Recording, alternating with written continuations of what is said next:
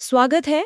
आज हम 1892 के एक बड़े दिलचस्प कानूनी मामले की गहराई में जा रहे हैं। हाँ, ये अदालती दस्तावेजों पर आधारित है।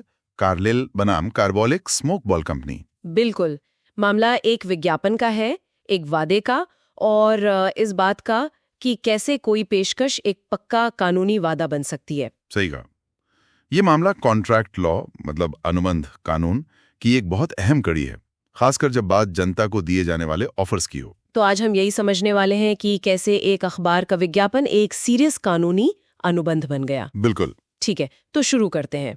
ये कार्बोलिक स्मोक बॉल कंपनी थी। हाँ, इन्होंने पैल मॉल गैजेट जैसे अखबारों में विज्ञापन दिए और दावा किया कि जो कोई उनका स्मोक बॉल इस्तेमाल करेगा, बताए गए तरीके से दिन में 3 बार 2 हफ्तों तक। हाँ, और फिर भी उसे इन्फ्लुएंजा हो जाता है तो उसे 100 पाउंड मिलेंगे। 100 पाउंड, जो उस जमाने में मतलब 1890s में बहुत बड़ी रकम थी। बहुत बड़ी। और एक और जरूरी बात, विज्ञापन में यह भी लिखा था, हमारी ईमानदारी दिखाने के लिए 1000 pound Alliance Bank Regent Street में जमा है। अच्छा। मतलब सिर्फ कहा नहीं, पैसे जमा भी करवाए। हाँ। ये सिर्फ कहने की बात नहीं थी, पैसे सचमुच जमा थे। कोर्ट रिकॉर्ड्स में इसका जिक्र है। ये बाद में बहुत महत्वपूर्ण साबित हुआ। और फिर कहानी में एंट्री होती है श्रीमती लुइजा कार्लिल की। हाँ जी। उन्होंने विज्ञापन देखा, एक स्मोक बॉल खरीदी और नवंबर 1891 से जनवरी 1892 तक ठीक वैसे ही इस्तेमाल किया जैसा बताया गया था। बिल्कुल निर्देशानुसार। लेकिन किस्मत खराब, उन्हें फिर भी इन्फ्लुएंजा हो गया। तो उन्होंने कंपनी से अपने 100 पाउंड मांगे। सुनने में तो बड़ा सीधा सा लगता है ना? लगता तो है, पर कंपनी के लिए इतना सीधा नहीं था। क्यों? उन्होंने क्या कहा? उनके वकीलों ने कई बातें कहीं। पहला तो ये कि भाई ये कोई असली कानूनी ऑफर था ही नहीं। अच्छा। तो क्या था? बस विज्ञापन का एक पफ था, मतलब बढ़ा चढ़ाकर कही गई बात जिससे सीरियसली नहीं लेना चाहिए।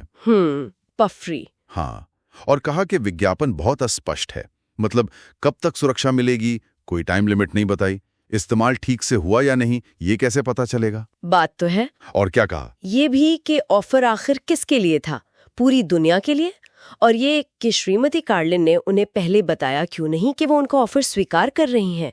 मतलब फॉर्मल एक्सेप्टेंस कहाँ था? मतलब पैसे जमा करके भी कह रहे थे कि हम सीरियस नहीं थे। अजीब है। मैंने सुना है उन्होंने इसे कोई अवैध शर्त या बीगा पॉलिसी जैसा कुछ साबित करने की भी कोशिश की। हाँ, अपील कोर्ट में ये दलीलें भी दी गई थी। असल में वो हर पैंतरा आजमा रहे थे ताकि पैसा न देना पड़े। लेकिन कोर्ट ने क्या माना? अदालत ने इसे बिल्कुल अलग नजरिए से देखा, खासकर अपील कोर्ट ने। लॉर्ड जस्टिस लिंडले ने साफ कहा कि वो जो 1000 पाउंड जमा करवाए थे ना, हाँ, वो दिखाता है कि कंपनी का इरादा पक्का था, ये सिर्फ पफरी नहीं थी। तो इरादा गंभीर था। हाँ, और कोर्ट ने इसे माना एक तरफा प्रस्ताव, यूनिलैटरल ऑफर। एक तरफा? हाँ, मतलब ये कि ये प्रस्ताव पूरी दुनिया के लिए था और इसे स्वीकार करने के लिए शब्दों की जरूरत नहीं थी। तो फिर स्वीकृति कैसे हुई? बताए गए काम को करके। यहाँ पर निर्देशानुसार स्मोक बॉल का इस्तेमाल करना ही स्वीकृति थी। अच्छा। हाँ, तो बस वो शर्तें पूरी करना ही काफी था, पहले से हाँ बोलना जरूरी नहीं था। बिल्कुल। लॉर्ड जस्टिस बोविन ने एक बढ़िया मिसाल दी थी इसकी। क्या? उन्होंने कहा है जैसे कोई अपने खोए हुए कुत्ते को ढूंढने वाले को इनाम का विज्ञापन दे, हाँ, तो वो ये उम्मीद नहीं करता कि हर कोई पहले उसे चिट्ठी लिखकर बताएगा कि हाँ जी, मैं आपका कुत्ता ढूंढने का ऑफर स्वीकार करता हूँ। नहीं, वो तो चाहेगा कि लोग कुत्ता ढूंढे। बिल्कुल, कुत्ते को ढूंढ लाना ही स्वीकृति है। वैसे ही यहाँ स्मोक बॉल का इस्तेमाल करना ही स्वीकृति थी। कंपनी ने खुद ही ये मान लिया था कि पहले बताने की जरूरत नहीं है। वाह, ये तो काफी साफ हो गया। तो यहाँ से जो सबक मिलता है वो काफी बड़ा है। हाँ, मतलब ये कि विज्ञापन भी कानूनी तौर पर बाध्यकारी वादे बन सकते हैं अगर वो काफी साफ हो और वादा करने वाले का इरादा पक्का लगे, जैसे यहाँ पैसे जमा करने से लगा। सही कहा। ये सिर्फ हवाई बातें नहीं रह जाती फिर। और इसने ये भी साफ कर दिया कि ऐसे पब्लिक ऑफर्स में स्वीकृति कैसे काम करती है।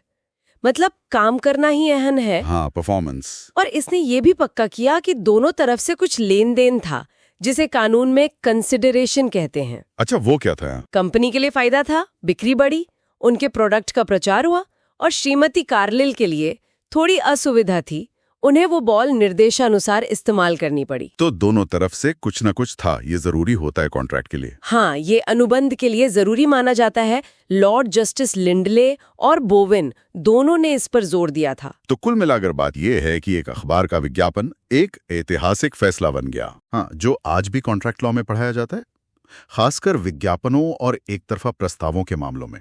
मतलब कंपनी का वादा सिर्फ धुआं नहीं निकला। बिल्कुल नहीं। और यहाँ सोचने वाली बात यह है कि अदालत ने कैसे शब्दों और कामों के पीछे छिपे इरादे को समझा। वो 1000 रुपए जमा करना बहुत मायने रखता था।